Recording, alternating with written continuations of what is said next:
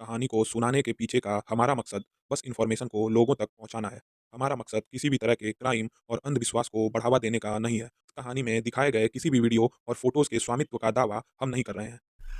आत्मा क्या होती है, कैसे दिखती है, ये सारे सवाल आपके मन में भी कभी ना कभी आए होंगे। ऐसा ही सवाल केरल के एक लड़के के मन में आया था, लेकिन उसने इसे जानने का ऐसा रास्ता चुना जिसने 4 लोगों की जान ले ली। क्या थी पूरी कहानी, जानेंगे आज के इस एपिसोड में। अगर आप इस चैनल पर नए हैं तो चैनल को सब्सक्राइब कर लें और वीडियो अच्छी लगे तो वीडियो को लाइक कीजिएगा। 9 अप्रैल 2017 केरल के सीएम के आवास से लगभग 500 मीटर दूर एक घर से जलने की खबर आई। पड़ोसियों ने पुलिस को बताया कि एक घर में आग लग गई है। पुलिस मौके पर पहुंची और जब अंदर गई तो वो हैरान हो गई। वहां 5 डेड बॉडी जले हुए हालत में पड़े थे।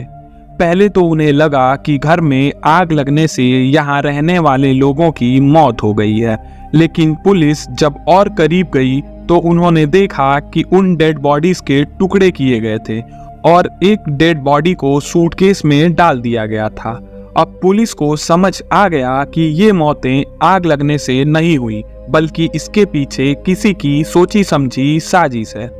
वहां फॉरेंसिक की टीम बुलाई गई और जब जांच को आगे बढ़ाया गया तो पुलिस ने पाया कि वहां बस 4 लोगों की ही डेड बॉडी है। जिस 5वीं लाश को वो डेड बॉडी समझ रहे थे वो एक डमी बॉडी थी। पुलिस को समझते देर नहीं लगी कि हो ना हो घर का ही कोई है जिसने ये आग लगाई है और खुद को भी मरा हुआ प्रूफ करने के लिए एक डमी बॉडी को भी जला दिया है। फॉरेंसिक की टीम वहां मिले सैंपल्स को लेके लैब गई और जांच में पता चला कि वो लाशें वहीं रहने वाले प्रोफेसर के फैमिली वालों की थी, बट उसमें उनके बेटे की बॉडी नहीं मिली, जिससे पुलिस का शक प्रोफेसर के लड़के पे गया और पुलिस उसे खोजने में जुट गई। फिर तिरुवनंतपुरम पुलिस को वो लड़का रेलवे स्टेशन पे मिल जाता है और जो कहानी पता चलती है वो पुलिस को हैरान कर देती है। आप भी शायद ऐसा कभी नहीं सोच पाएंगे कि कोई ऐसा भी कर सकता है। अब क्या थी पूरी कहानी, कौन था वो लड़का और अपने ही फैमिली मेंबर्स की हत्या उसने क्यों की, चलिए जानते हैं। जगह है केरल के तिरुवनंतपुरम का नंथनकोड इलाका। यहाँ रिटायर्ड प्रोफेसर ए राजा थंकम अपने परिवार के साथ रहते थे। परिवार में उनकी पत्नी डॉक्टर जीन पद्मा, बेटा केडल जिनसन, बेटी कैरोलिना और एक रिश्तेदार ललिता रहती थी। ये फैमिली उस एरिया के हाई सिक्योरिटी एरिया में रहती थी जो सीएम आवास से बस 500 मीटर दूर था। फैमिली के सभी लोग हाई अचीवर्स थे, बस कैडल को छोड़कर। कैडल ने इंडिया में अपने एजुकेशन से ड्रॉप ले लिया था, जिसके बाद उसके पिता ने उसे मेडिकल की पढ़ाई के लिए ऑस्ट्रेलिया भेजा, ये सोचकर कि शायद वहां जाके ये स्टडीज पे ध्यान दे और सुधर जाए। वहां पढ़ाई के दौरान कैडल सिजोफ्रेनिया, जो कि एक प्रकार की मानसिक बीमारी होती है, उसका शिकार हो गया। उसका इंटरेस्ट इस चीज में भी ज्यादा बढ़ने लगा कि आखिर आत्मा कैसी दिखती है, हमारा शरीर आत्मा के साथ कैसे काम करता है, मौत होते ही क्या हम आत्मा को देख सकते हैं और मरने के बाद आत्मा का क्या होता है। इस तरह के कई सवालों को जानने की दिलचस्पी वो रखने लगा। वो इन सवालों को लेकर इतना क्यूरियस हो गया था कि उसने अपनी पढ़ाई पर ध्यान देना ही छोड़ दिया। बस इस सवाल की तलाश में रहने लगा कि आखिर आत्मा दिखती कैसी है। वो दिन रात इसी पर रिसर्च करने में लगा रहता था। उसने वहां भी पढ़ाई से ड्रॉप ले लिया और केरल आ गया। इसी बीच उसकी बहन भी चाइना में पढ़ने गई थी और वो अपनी पढ़ाई पूरी करके घर लौट चुकी थी। यहाँ आकर भी कैडल आत्मा से संबंधित सवालों को लेकर रिसर्च में लगा रहा। घर वालों से भी इतना बातचीत नहीं करता, न तो वो बाहर जाता और न ही अपने कमरे में किसी को आने देता। उसने अपने आप को एक कमरे में बंद सा कर लिया था। बस दिन भर किताबों में यही सवाल ढूंढता रहता कि आखिर आत्मा दिखती कैसी है। कैडल की मानसिक स्थिति को देखते हुए उसे 2 बार साइकेट्रिस्ट के पास ले जाया गया। वहां भी वो बस उन्हीं बातों को लेकर डॉक्टर से सवाल करने लगा। उसका ट्रीटमेंट चला, लेकिन ट्रीटमेंट का भी कैडल पर कोई असर नहीं हुआ। घर वालों ने सोचा कि हो सकता है समय बीतने के साथ साथ उसका ये पागलपन भी दूर हो जाए। लेकिन दिन बीतते गए और वो यूं ही घर में बैठे बैठे बस पैरानॉर्मल एक्टिविटी और आत्मा के बारे में रिसर्च करता रहा। उसने सोचा कि जब किसी की मौत होगी तो आत्मा बॉडी से निकलने पर दिखती होगी। फिर उसने एक ऐसा डिसीजन लिया जिसे सुनकर किसी के भी रोंगटे खड़े हो जाएंगे। उसने सोचा कि अगर मैं किसी को अपने आंखों के सामने मार डालूं तो हो सकता है मैं शरीर से बाहर आत्मा को निकलते हुए देख लूं। इसके लिए उसने किसी के मर्डर का प्लान बना डाला। उसने ऑनलाइन एक नाइफ मंगवाया और उसके बाद उसने अपना शिकार भी ढूंढ लिया। कैडल का पहला शिकार उसकी माँ बनी। 6 अप्रैल 2017 के दिन घर पर सिर्फ कैडल, उसकी माँ जिन पद्मा और आंटी ललिता थे। उसके पिता और बेटी किसी काम से बाहर गए थे। कैडल सबसे पहले अपनी माँ के कमरे में गया। वहां उसने देखा कि माँ बेड पर लेटी हुई है।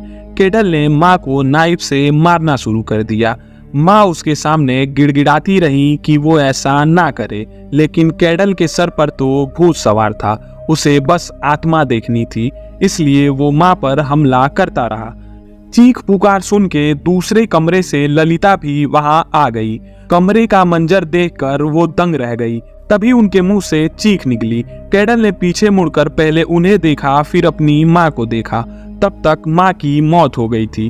कैडल को लगा कि हो सकता है जब वो पीछे की तरफ मुड़ा तब तक उसकी माँ की आत्मा निकल गई होगी, इसलिए वो आत्मा को नहीं देख पाया। अब वो अपनी आंटी के तरफ बढ़ने लगा। उसने फिर उन्हें भी उसी तरह मार डाला, लेकिन तब भी उसे आत्मा दिखाई नहीं दी। यूं ही 3 से 4 घंटे बीत गए। कैडल वहां बैठकर यही सोचता रहा कि आखिर उसे आत्मा दिखाई क्यों नहीं दी। इसी बीच कैडल के पिता राजा थंकम और बहन कैरोलिना भी घर पर आ गई।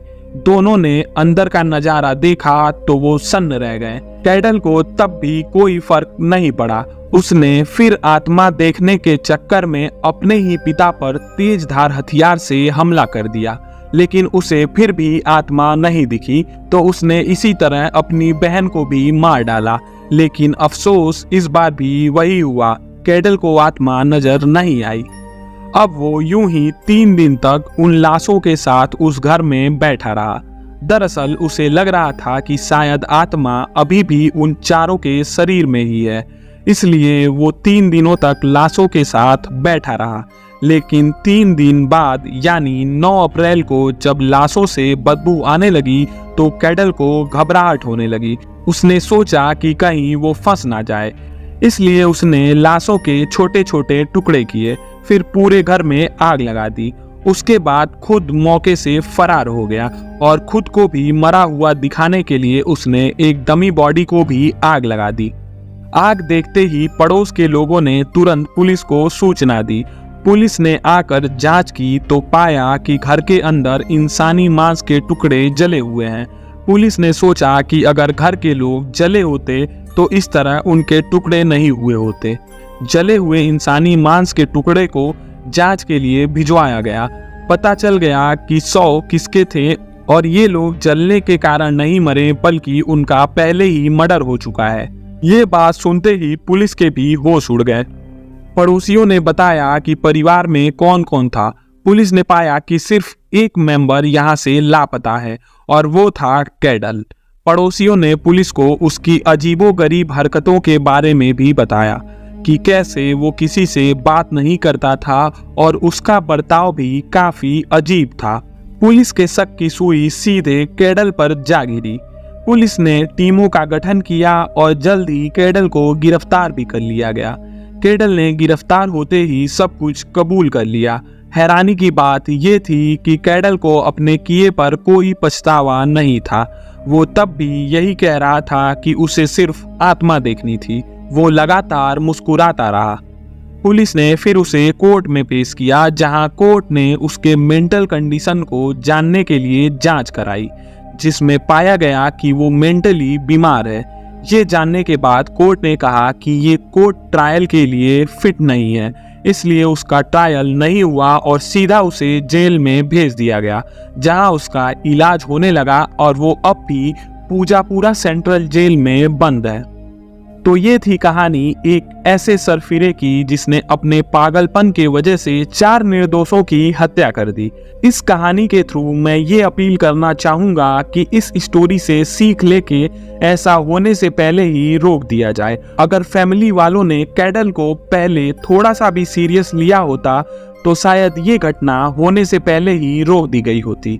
आपका इस पर क्या ओपिनियन है, कमेंट में जरूर बताइएगा।